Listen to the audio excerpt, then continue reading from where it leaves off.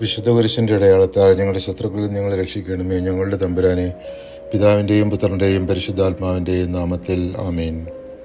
മുമ്പ് മോശ കൽപ്പിച്ചിരുന്നത് പോലെ റൂബൻ ഗാദ് ഗോത്രങ്ങളും മനസ്സയുടെ അർദ്ധഗോത്രവും യുദ്ധസന്നദ്ധരായി ഇസ്രായേലർക്ക് മുമ്പേ നടന്നു.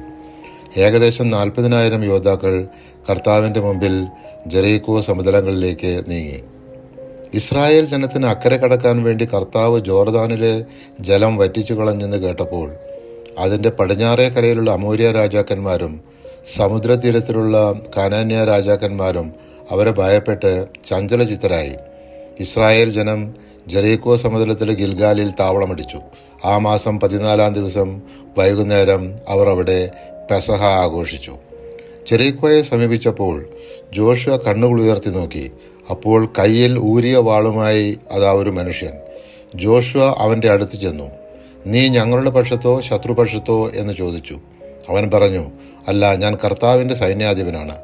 ജോഷുവ സാഷ്ടാംഗം പ്രണമിച്ച് അവനോട് ചോദിച്ചു, അങ്ങ് ഈ ദാസനോട് കൽപ്പിക്കുന്നത് എന്താണ്? കർത്താവിൻ്റെ സൈന്യാധിപൻ പറഞ്ഞു, നിന്റെ പാദങ്ങളിൽ നിന്ന് ചെരുപ്പ് അഴിച്ചു മാറ്റുക. ഈ നിൽക്കുന്ന സ്ഥലം വിശുദ്ധമാണ്.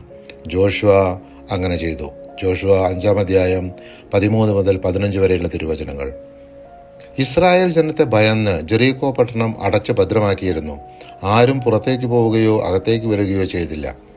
കർത്താവ് അരുളി ചെയ്ത പ്രകാരം ജോഷുവ യോദ്ധാക്കളോട് ജെറീക്കോ പട്ടണത്തിന് ചുറ്റുമുള്ള മതിലിന് ചുറ്റും ദിവസത്തിലൊരിക്കൽ 6 ദിവസം നടക്കാൻ നിർദ്ദേശിച്ചു.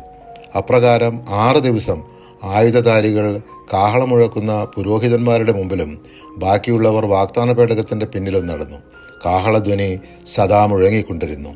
7-ാം ദിവസം അതിരാവിലെ ഉണർന്ന് ആദ്യത്തേതുപോലെ അവർ 7 പ്രാവശ്യം പ്രദക്ഷിണം വെച്ചു. അന്ന് മാത്രമേ 7 പ്രാവശ്യം പ്രദക്ഷിണം വെച്ചുള്ളൂ. 7-ാം പ്രാവശ്യം പുരോഹിതന്മാർ കാഹളം മുഴക്കിയപ്പോൾ ജോഷുവ ജനത്തോട് പറഞ്ഞു, അട്ടഹസിക്കുവിൻ, ഈ പട്ടണം കർത്താവ് നിങ്ങൾക്ക് നൽകിയിരിക്കുന്നു. പരിശുദ്ധാത്മാവെ, തിരുവചനത്തിൻ്റെ അനന്തശക്തിയാൽ ആത്മാവിൻ്റെ ബലങ്ങളും ദാനങ്ങളും നൽകി തീക്ഷ്ണതയാൽ ഞങ്ങളെ ജ്വലിപ്പിക്കണമേ. ആമേൻ.